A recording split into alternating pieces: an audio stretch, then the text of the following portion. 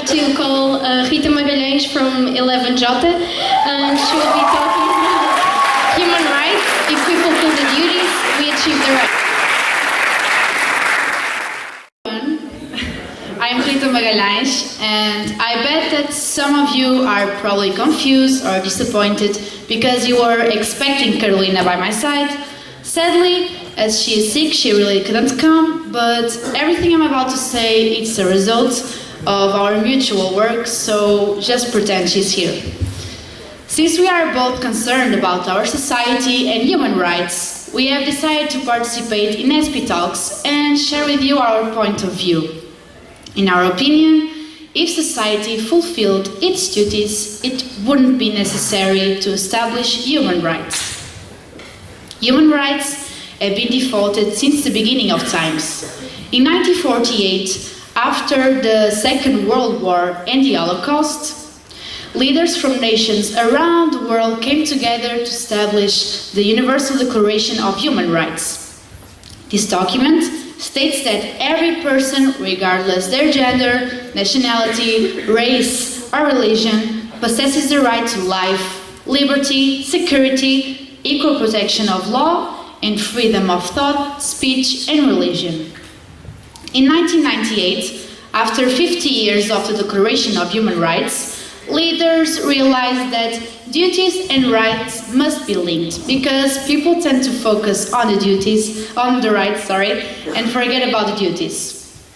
That's when Interaction Council has proposed a Declaration of Human Duties and Responsibilities, which takes into account the changes that new technologies and scientific development have on human rights.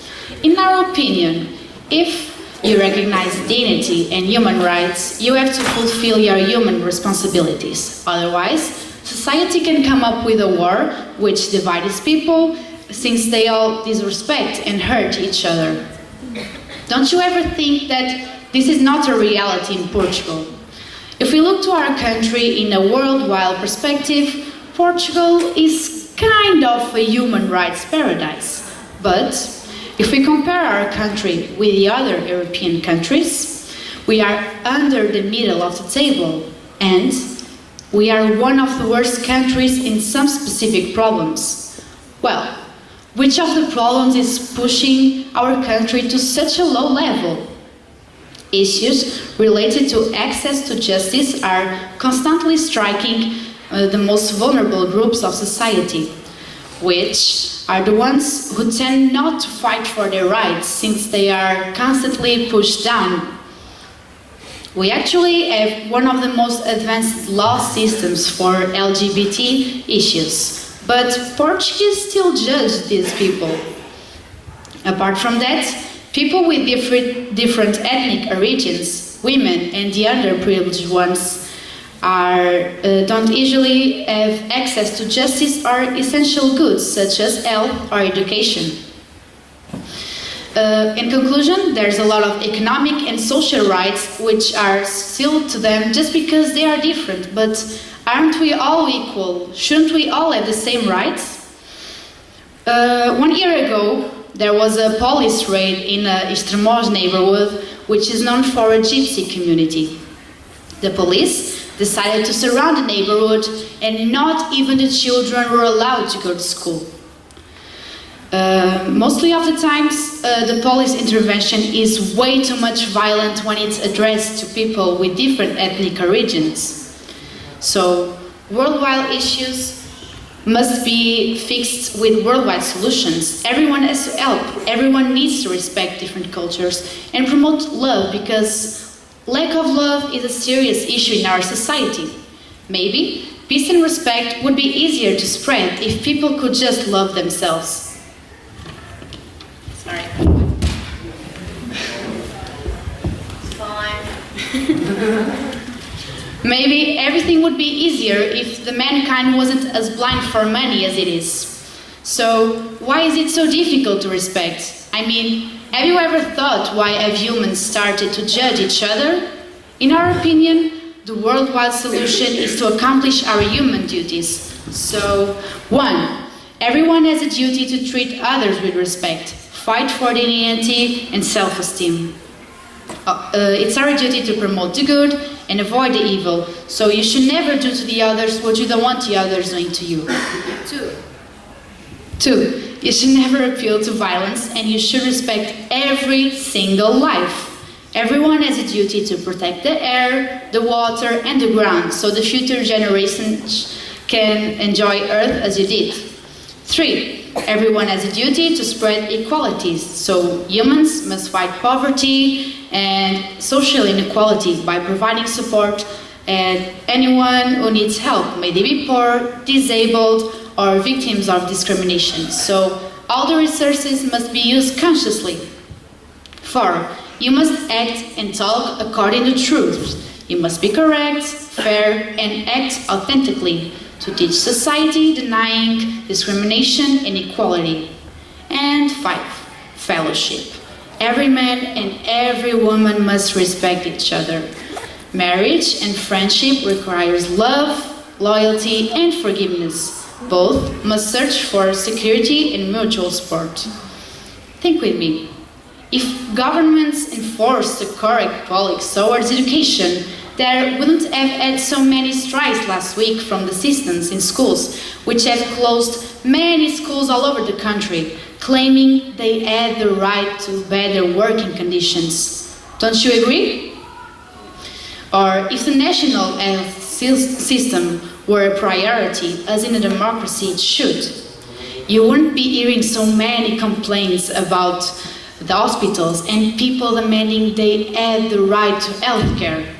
Or if families educate their children to respect, rather than convey the message they have the right to all sort of things, there wouldn't be so many bullying problems and, once again, teenagers asking for help once they have the right to be respected. Or am I wrong?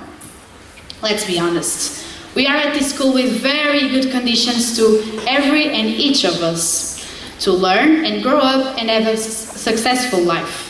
And we have the right, don't we? We have the right to be treated with respect. We have the right to have good classes. We have the right to express ourselves. Here's an example with this activity, but do we all contribute equally for this? Are we all doing our fair share to turn classes into a good atmosphere without conflicts among our colleagues? Are we all respecting that boy or that girl in our class who is different from the majority of us, just because wasn't born with the commonly accepted characteristics and suffer from emotional and physical disorders? Or are we making fun of them? Are we all respecting the one who doesn't agree with us? These are all duties we must perform in order rights can exist. And you can probably say, I am doing the best I can. Are you? Thank you. Does anyone have any questions? I think that Portuguese people are still far from getting their rights. I mean, are we far from accomplishing our Well, as I've said, Portugal is a human rights paradise in a worldwide perspective. But we must analyze our country in a European perspective, which places our country in a high level of discrimination. So, for example, racism is still a serious issue in our society, even though Portuguese are denying it. For example, when we are watching the news and we hear something related with a police rape, we tend to attack communities with different ethnic origins. So yes, I think that Portuguese are still far from getting their rights because they are still really far from accomplish their duties. Thank you.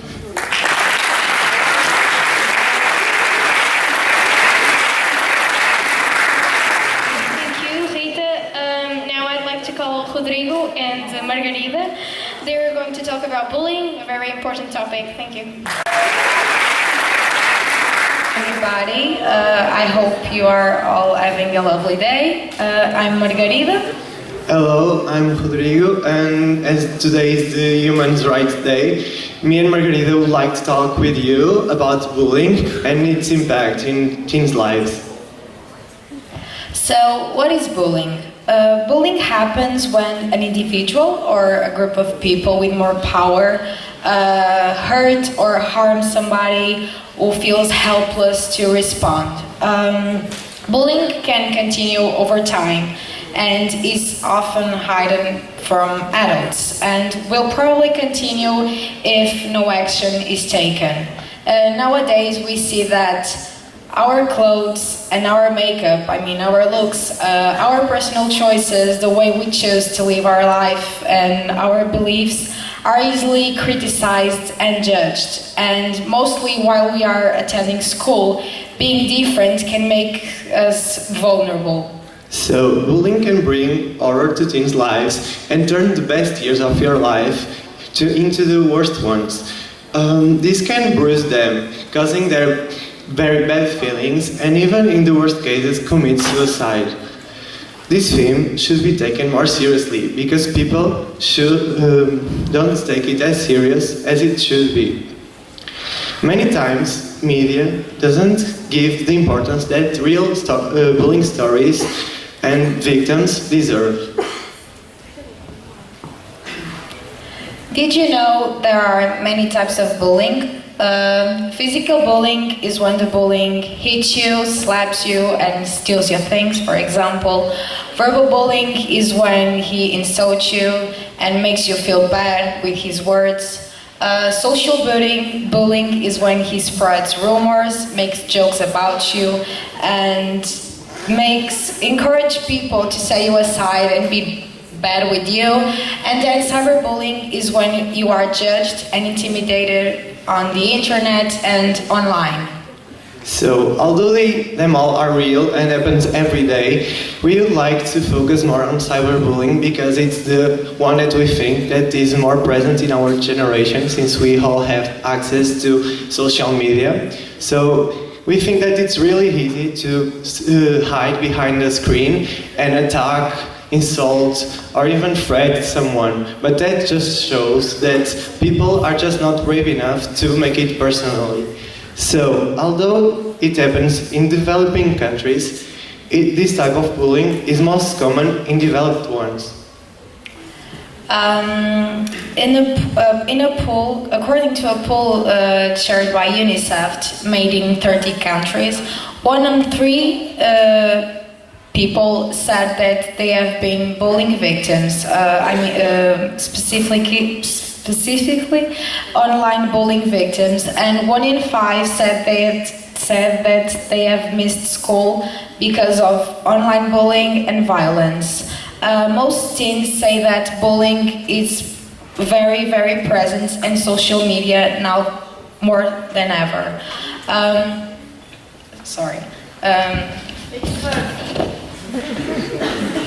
Bullying doesn't end when kids leave classes, and sadly neither when they leave the playground. Thanks to social media, internet, and all the devices that we have nowadays, bullies are able to be connected with their victims all the time and constantly, and this is not okay.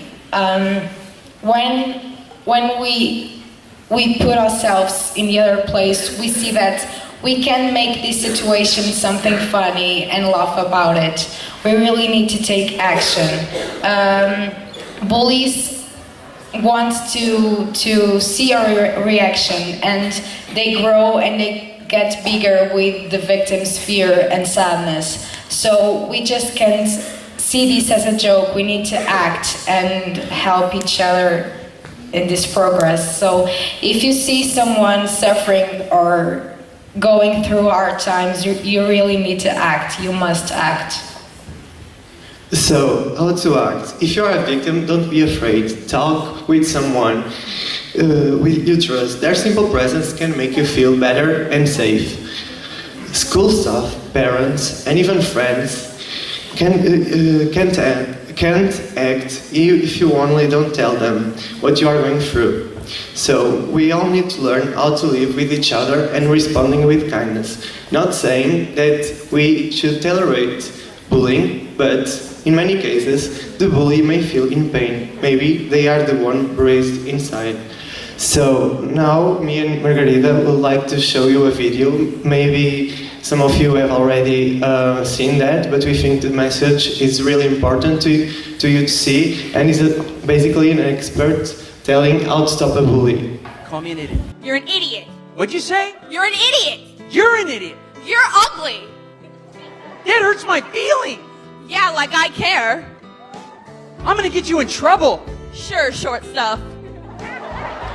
I'm taller than you. Shut up.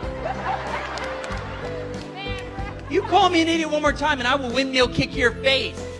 Like I care. Like you could do anything in those clothes. These clothes are freaking awesome, okay? Sure, plaid and sweater vest. Oh, you have eyes. You can see. Stop being mean. I hate your face. Stop being mean. I hate blonde people. All right, give her a big hand clap. She did great. All right, now hold on. Good job. All right. I tried to stop you. I couldn't. You did a great job. We're going to play one last time. Same rules. You can call me an idiot. I'm going to try to stop you. Don't let me stop you, okay? You keep being mean to me. Do you think I can stop her? No. All right, I'll try. Here we go. On the count of 3, everyone say action. 1, 2, 3. Go and call me an idiot. You're an idiot. Oh, you think I'm an idiot? Yeah, sometimes I do stupid things. That's true. Yeah, you do. You always do stupid things. I know. You're so smart. You're so lucky. Yes, I am. You're awesome. Thank you. And you're not. I know. We established that.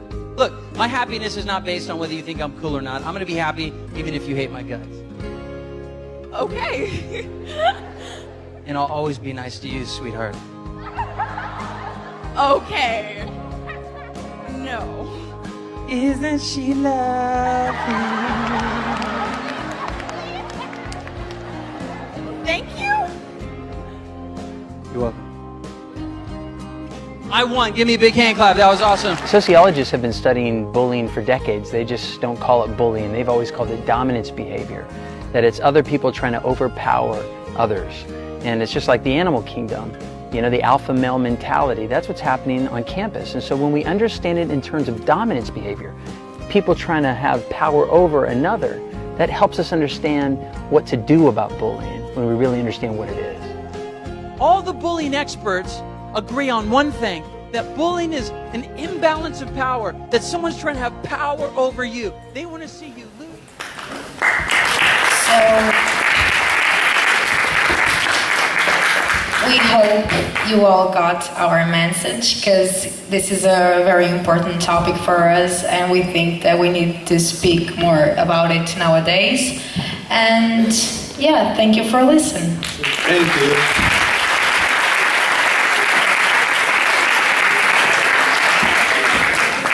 Thank you, Rodrigo and Margarida. Now we'll be talking about gender inequality with Maria Carvalho and Elisete. Thank you.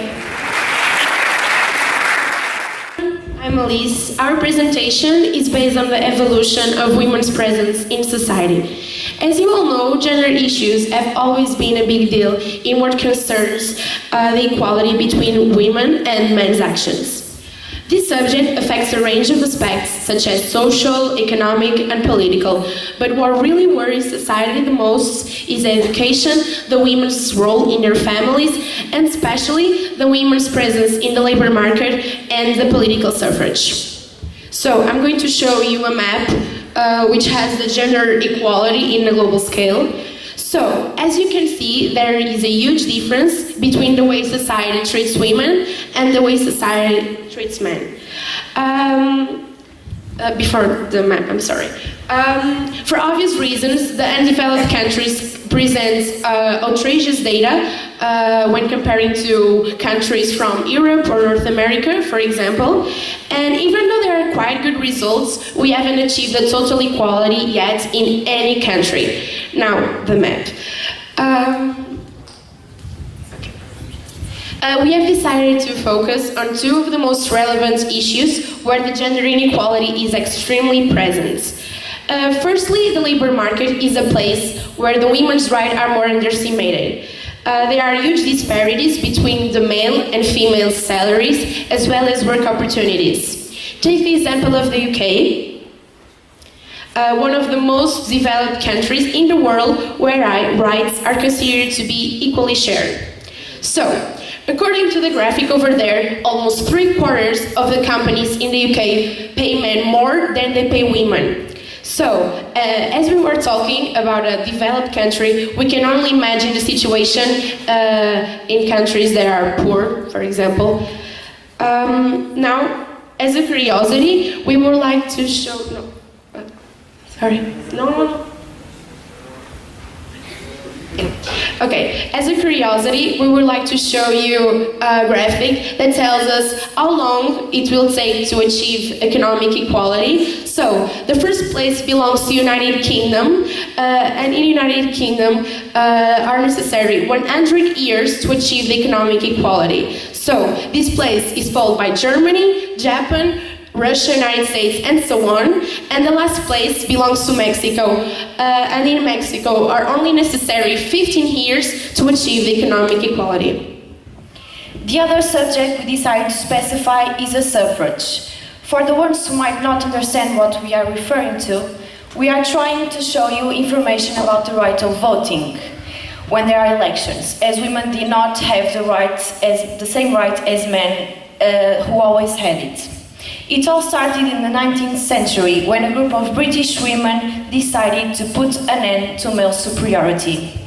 These strong women did everything they could, including risking their lives, to have the opportunity to have a voice in the country's decisions.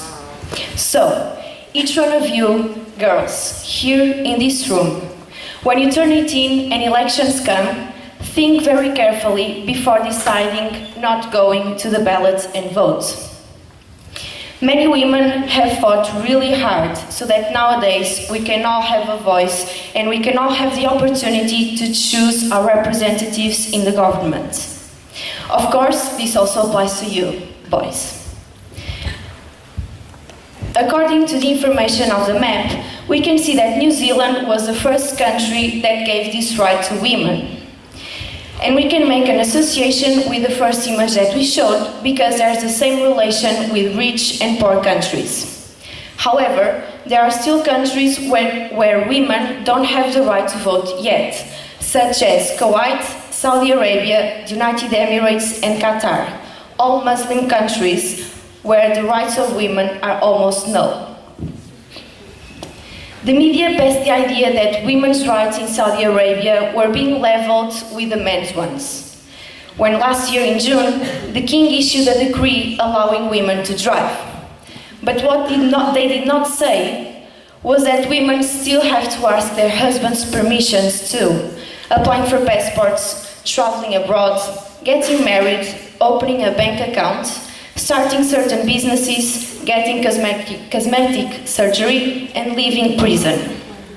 These are repressive countries where women don't have any type of freedom, which violates completely the regulation of international human rights. As members of society, we would like to raise awareness so that none of us continues misinformed and that all of us can be conscious of nowadays reality, because it's completely unfair that we still have people who are still trying to fight this serious problem. As two girls who have their whole future in front of them, we feel very frustrated to think that one day our value may not be recognized just because we were born girls, a simple random fate from nature. So please, never stop fighting for your rights. Thank you all. Thank you.